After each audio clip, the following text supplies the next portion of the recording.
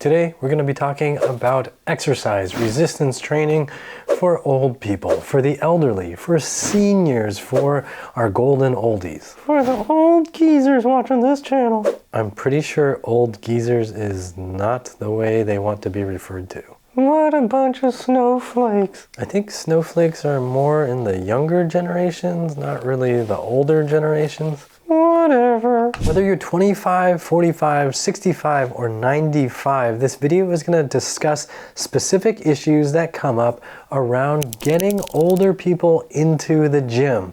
Maybe you're thinking about this because you're trying to get your parents to get into the gym, or maybe your grandparents, or maybe you're already a grandparent and you are trying to get yourself into the gym, but there are just some things that make the whole thing seem icky. You want to talk about icky? Let's talk about dentures. I mean, dentures might be a little icky, but you don't even have gums. Move that thumb a little closer to my mouth and I'm going to bite it. So let's talk about gyms, let's talk about elderly people, and let's talk about how to safely navigate integrating older people into the gym. If you're ready, let's get ready to think right, move right, and feel right. First of all, this video is inspired by a comment by Joshua W., who shared his experience trying to get his mom to do resistance training. He got her a 6-month membership at the gym, but she didn't use it one single time, and now he's starting to think maybe if I just get the resistance gear at home for her, maybe she'll use it then.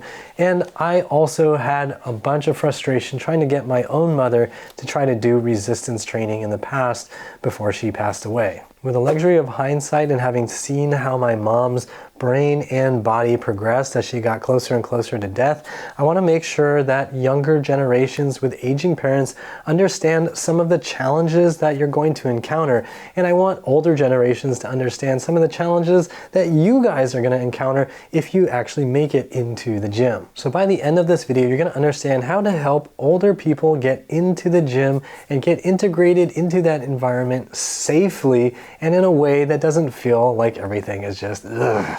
If you're an older person, I've also got tips specifically for you in this video, so be sure to watch through to the end. Now you might be wondering, what is resistance training? It's really simple. It's just when you move your body against some kind of resistance. So for example, if I just do this, I don't really have any extra resistance to the motion of my forearm relative to my upper arm.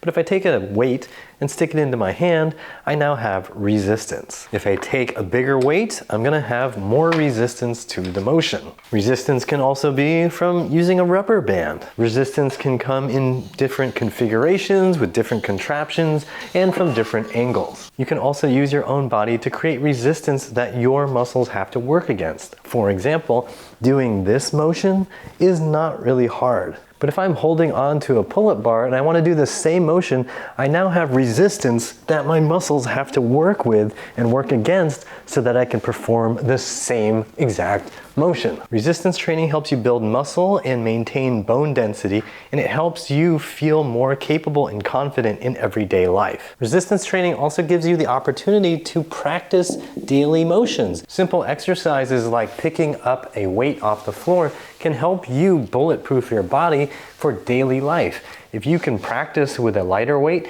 you can gradually increase it to a heavier and heavier weight so that all the stuff you encounter in daily life is not a danger to you. You'll find that the more you're doing things that train strength and coordination in your lower body, the more capable and confident you're going to feel in your daily life. And you won't feel like you're in a precarious situation when you're just walking down a flight of stairs or walking on a slightly slippery surface.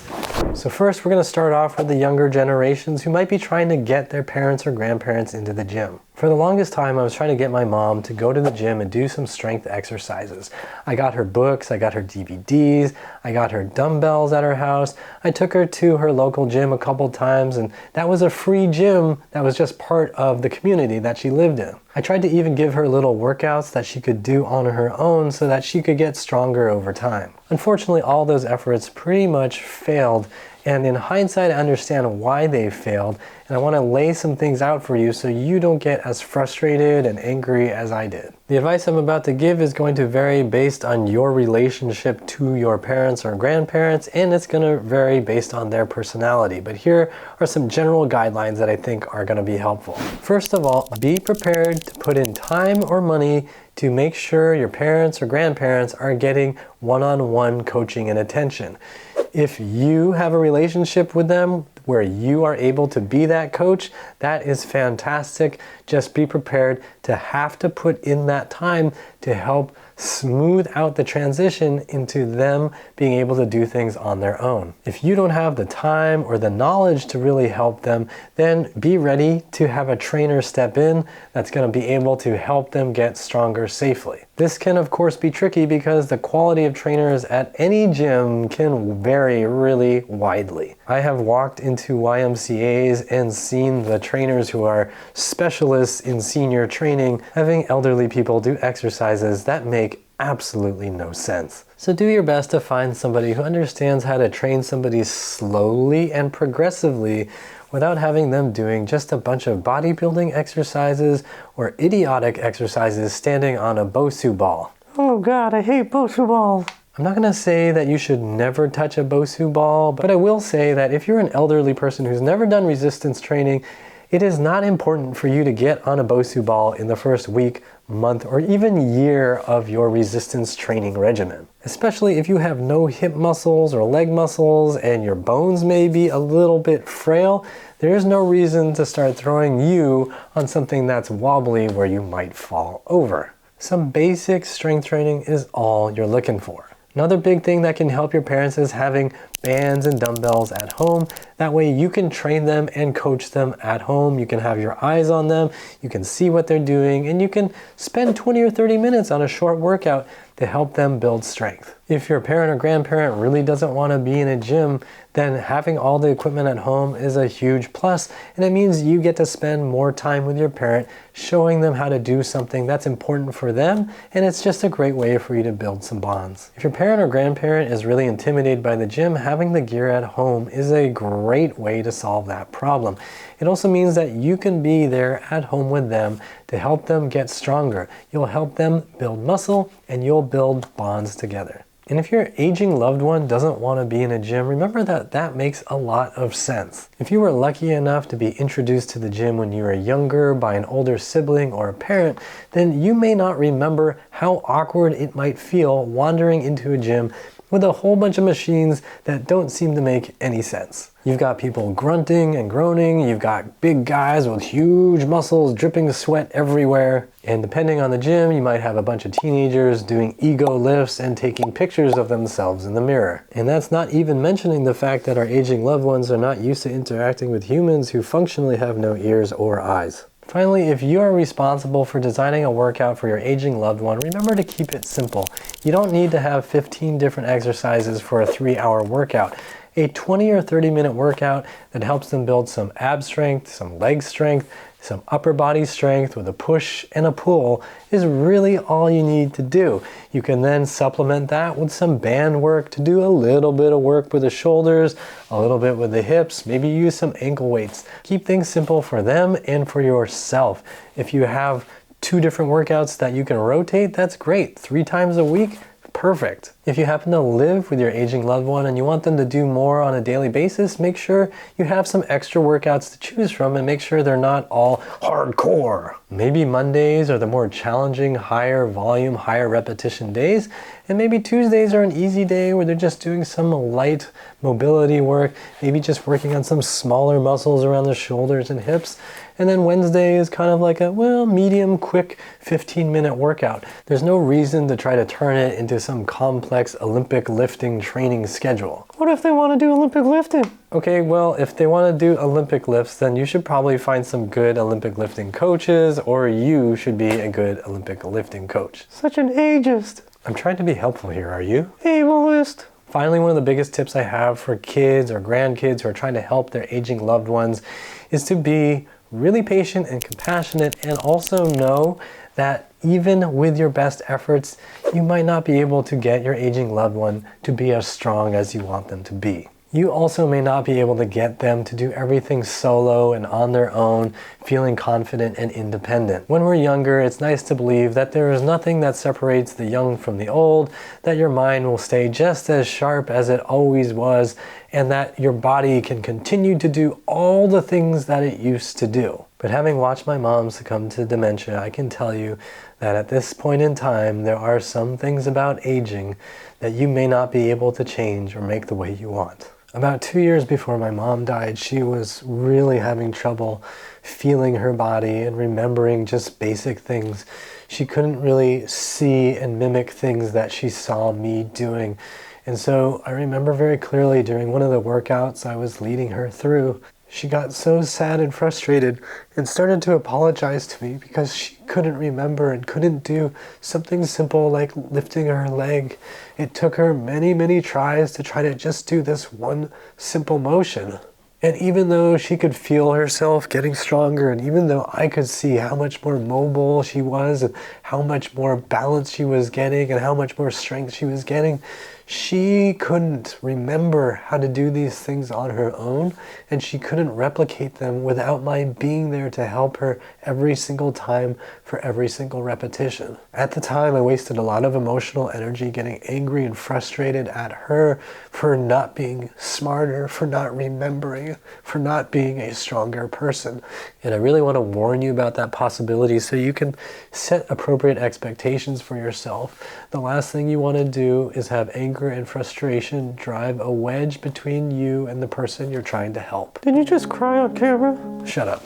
With the rising threat of censorship on YouTube, I want to make sure that you and I have a more direct connection so you'll always be able to find me and my content. So go to the link you'll find down below so you and I stay connected. Now let's get back to the video. All right, let's talk about tips for you if you're an older adult and you're just getting started going to a gym or you're trying to learn how to do resistance training. First thing I want to start with is relax and don't feel dumb, even though I know you're going to feel dumb. And if you haven't tried this at all before the time you reach 60 or 70, then all of it's probably going to feel really strange and awkward. You need to know that's totally normal. Even for teenagers who step into a gym for the first time and start lifting weights, they are awkward. They don't know what they're doing. They can't feel where their bodies are in space, and things just look bad overall. When you step into a gym, you might feel out of place. You might feel like you don't belong because all of it is new and all of it just seems